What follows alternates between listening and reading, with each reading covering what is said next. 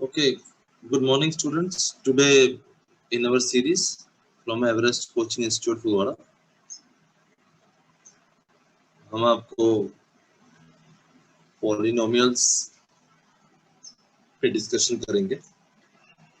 Polynomials एक बहुत important chapter है जब हम बात करते हैं सॉल्यूशंस को सॉल्व करने की। नॉर्मली हमें बुक में दिखता है कि दी फॉर्म ऑफ इक्वेशन दे रखी है, तो आप बताएं इसकी डिग्री कितनी है। तो हम बात करते हैं डिग्री इसकी 1 होगी क्योंकि x की पावर 1 होगी। तो पहले हम डिग्री से ही शुरू करते हैं। अगर ये है तो ये क्वाड्रेटिक होगी बेटा, इसकी डिग्री 2 होगी। ये बेसिक है जी, हमने ऑलरेडी अपने क्वाड्रेटिक के वीडियो में अपलोड कर रखा है, पर अंडरस्टैंडिंग के लिए क्योंकि चैप्टर एक इम्पोर्टेंट है। और क्वाड्रेटिक के बाद जिसकी भी डिग्री 2 से ज्यादा रहती है उसको हम डिग्री 3 के साथ पॉलिनोमियल बोलते हैं। Poly means many, polynomials means more than 2। तो आज हम इसी में आगे करेंगे। पहले हम बेसिक बताएंगे कि हम इसको सॉल्व कैसे करते हैं, ठीक है। उससे पहले हम एक ग्राफिकल रिप्रेजेंटेशन देखेंगे जहां पे आपको एग्जाम के हिसाब से या आपकी क्लैरिटी के हिसाब से पता लग जाएगा कि अगर कर्व्स जिस तरह की आपको पेपर में दे रखी हो तो हम उस क्वेश्चन को कैसे सॉल्यूशन उसका लिख सकते हैं। तो मैं कुछ ग्राफ्स बनाने लगा हूँ। ये ग्राफ आपकी बुक्स में भी बने हुए हैं।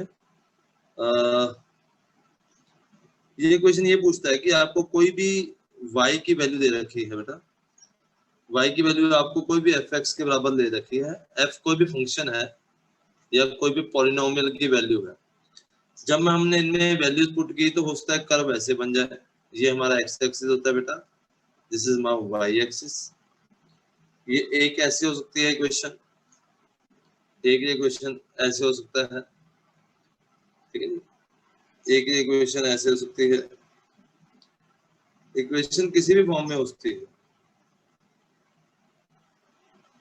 या ये इक्वेशन इस फॉर्म में हो सकती है,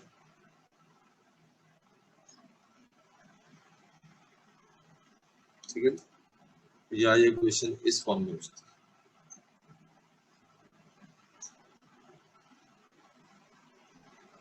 अब वो पूछता है हमसे find the number of zeros.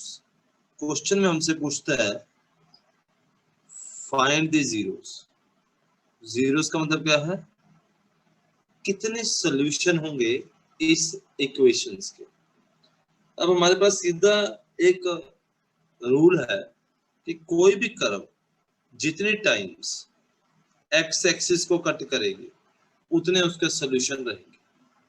तो इस केस में ये कर्व एक्स एक्सिस को एक बार ही काट रही है तो इसका 1 सॉल्यूशन होगा बेटा। ये कर्व 2 बारी काट रही है तो इसके 2 सॉल्यूशन होंगे, ठीक है। ये कर्व एक्स एक्सिस को 3 बारी काट रही है तो इसके 3 सॉल्यूशन होंगे, ठीक है। और ये पैराबोला जो इक्वेशन को एक ही पॉइंट पे काटेगा इसका एक 0 होगा, 0, ठीक है। आता हूं भी हमारे लिए 0 सॉल्यूशन एक ही कंसेप्ट, आप इसको मिक्स मत करेगा। भी पेपर में आपसे बोलेगा फाइंड द 0 या सॉल्यूशन, तो आपसे आंसर निकालना चाहता है उस वेरिएबल का, ठीक है। तो ये लास्ट वाला जो है ग्राफ, ये कितनी बारी काट रहा है, 1 2 3 एंड 4, तो इसके 4 सॉल्यूशन, ठीक है। ये एक बेसिक है जो आपको पता होना चाहिए कि कर्व कितनी बारी टच करेगी एक्स एक्सिस के ऊपर और इसके कितने सॉल्यूशन आएंगे। जितने बारी टच करेगी उतने बारी सॉल्यूशन, ठीक है जी, okay.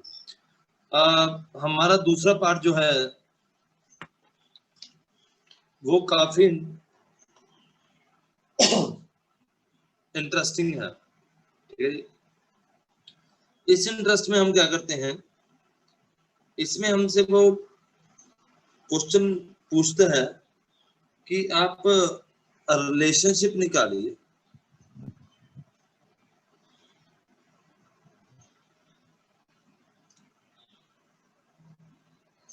Between zeros and coefficient. बोलता है जीरोस और कोफिशिएंट के बीच का रिलेशन निकाल के बताइए हमें, और ये सबसे इंपॉर्टेंट है इस चैप्टर के हिसाब से, ठीक है जी। मैं बेसिक पे चलता हूँ, क्वेश्चन नहीं सॉल्व करूंगा अभी, आपको बेसिकली पता हो। मान लीजिए हमारे पास एक क्वाड्रेटिक पॉलिनोमियल है, या 3 डिग्री वाला पॉलिनोमियल लेते हैं हम पहले, ठीक है। इसकी डिग्री 3 है तो इसके 3 सॉल्यूशन होंगे, ठीक है। बेसिक से शुरू करते हैं। अगर इसके 3 डिग्री है तो इसके 3 सॉल्यूशन होंगे, और मान लिया हमने कि अल्फा,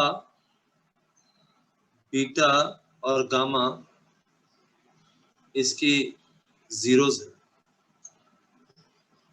या इसके हम रूट्स भी बोलते हैं जैसे हम क्वाड्रेटिक में कर रहे हैं। अब क्या है, इसमें 3 रिलेशन आएंगे अल्फा, बीटा और गामा के। पहले आएगा सम ऑफ जीरोस, सम में आएगा alpha plus beta plus gamma, फिर आएगा प्रोडक्ट एंड सम, ठीक है।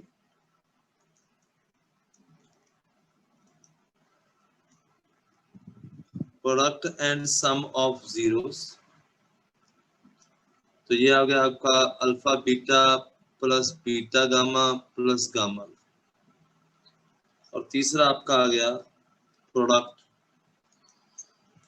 ऑफ जीरोस, इसमें आ गया आपका अल्फा बीटा एंड गामा। अब क्वेश्चन में हमेशा एक माइंड शक रहता है कि मैं साइन क्या डालूं। आपने साइन, इसका कोफिशिएंट आपने प्लस मानना है, इसका माइनस मानना है, इसका प्लस है, इसका माइनस। ये रूल है, ये रूल है मैथमेटिक्स में कि अगर हम रूट्स निकालते हैं तो हम साइन अपनी तरफ से लेते हैं। अब हम जब क्वाड्रेटिक वाला भी सॉल्व करेंगे तो आपको और क्लैरिटी होगी, ठीक है। और हमेशा ध्यान रखना है, जो भी इसका साइन होगा इस कोफिशिएंट का एक्स का, उसका नेगेटिव लेंगे आप। अब ये मत भूलिएगा कि फॉर्मूले में सर ने बोला था कि ऐसे लेना, इससे गलत हो जाएगा, ठीक है। तो अल्फा बीटा एंड गामा आ गया, तो alpha plus beta plus gamma आ गया। क्या आ गया, इसका फॉर्मूला होता है minus coefficient of x square divided by coefficient of x cube. तो क्या है आपके पास, माइनस बी बाय ए। अब इसका निकालते हैं दूसरे वाले का, product and sum of zeros. इसमें आपको बोलते हैं is equal to, sign plus का है, plus of coefficient of x divided by coefficient of x cube. तो ये आ गया सी डिवाइडेड बाय ए। और तीसरा आ गया हमारे पास प्रोडक्ट ऑफ जीरोस, वो होता है equal to minus coefficient of constant term बेटा divided by coefficient of x cube. तो ये आ गया आपके पास माइनस डी बाय ए, ठीक है। ये हो गया फर्स्ट पार्ट जहां पे ये आपको क्यूबिक पॉलिनोमियल दे रखा है। अब हम इसी को ट्राई करेंगे एक क्वेश्चन सॉल्व करने, ठीक है। हम क्वेश्चन लेते हैं 3x³ minus 4x² plus 7x minus 9 equal to 0। वो आपसे बोलता है कि मुझे सम ऑफ जीरोस निकाल के बताइए जी, और मुझे प्रोडक्ट एंड सम के जीरोस निकाल के बताइए।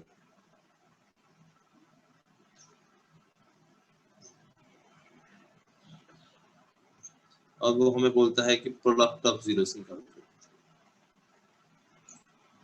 मैंने इसमें स्टेटमेंट अपनी तरफ से ली है ये अंडरस्टैंडिंग के लिए। आपने पहले मान लिया गया अल्फा बीटा और गामा इसके 3 जीरोस हैं, तो मैंने बोला सम ऑफ जीरोस, ठीक है। ऊपर क्या लिख रहे हैं हम, माइनस, ये देखिए P bye minus coefficient of x square divided by coefficient of x cube, ठीक है। तो हमने लिखते हैं minus coefficient of x square बेटा हो गया -4 divided by minus of 4 divided by 3, तो मेरा आंसर आ गया बेटा 4/3, ठीक है। कोफिशिएंट लेना। दूसरा आ गया प्रोडक्ट और जीरोस। प्रोडक्ट होता है, ये था प्लस माइनस और ये प्लस, तो इसका आंसर आएगा +7/3। अब ये आ गया प्लस माइनस प्लस माइनस, तो माइनस कोफिशिएंट ऑफ डी ऊपर लिखा हुआ है देखिए, और नीचे आ गया 3, तो आंसर आ गया 9/3 इज इक्वल टू 3। तो ये हमने बेसिक अभी निकाल लिया कि कोफिशिएंट क्या है, ठीक है। हम एक क्वेश्चन करेंगे जिसमें हम रिलेशनशिप निकाल के प्रूव करेंगे, ठीक है। फॉर्मूले आपने याद रखने हैं।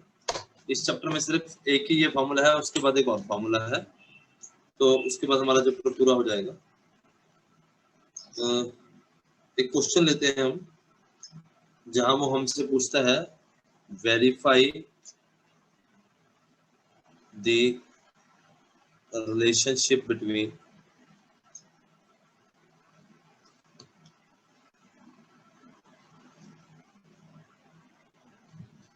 zeros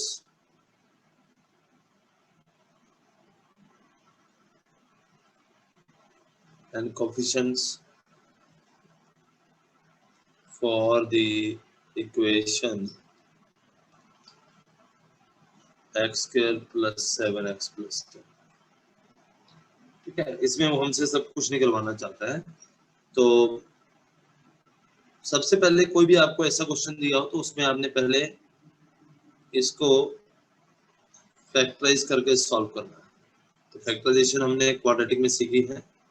तो मल्टीप्लाई करके 10 आ रहा है, ऐड करके 7 आ रहा है, तो ये बन जाएगा 5 + 2, ठीक है। तो x कॉमन निकाला आपने, ये x + 5 बन गया बेटा, +2 ये x + 5 बन गया, तो ये x + 5 × x + 2, ये हमारे दो जीरोस आ गए।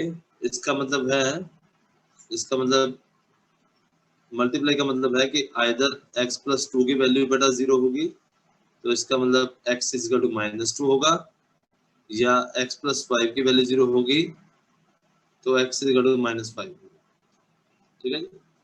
कोई भी दोनों में से कोई भी एक सोल्यूशन हो सकता है, ठीक है। अब हम क्वेश्चन पे आते हैं, हम क्वेश्चन दोबारा लिखते हैं। ये हमारे जीरोस आ गए, अभी हमने रिलेशन की बात नहीं की, ठीक है। ये साइन प्लस है, ये माइनस है, ये प्लस। मान लिया कोई भी अल्फा, जितनी डिग्री है उतने जीरोस हैं। मान लीजिए अल्फा और बीटा जीरोस है, सोल्यूशन है, ठीक। फिर मैंने यहाँ लिखा बेटा सम ऑफ जीरोस क्या आएगा, minus coefficient of this x, ठीक है, प्लस माइनस जो सेकंड डिग्री होगी वो हमेशा सम आएगा, तो ये आ गया -7/1, तो ये आंसर आ गया -7, जो कि बराबर है -2 और +-5। इसका रिलेशन क्या कहता है कि अगर मैं दोनों रूट्स को जीरोस को ऐड करूंगा तो मेरे पास -7 आ रहा है, ठीक है। अब आ रहा है मेरे पास प्रोडक्ट,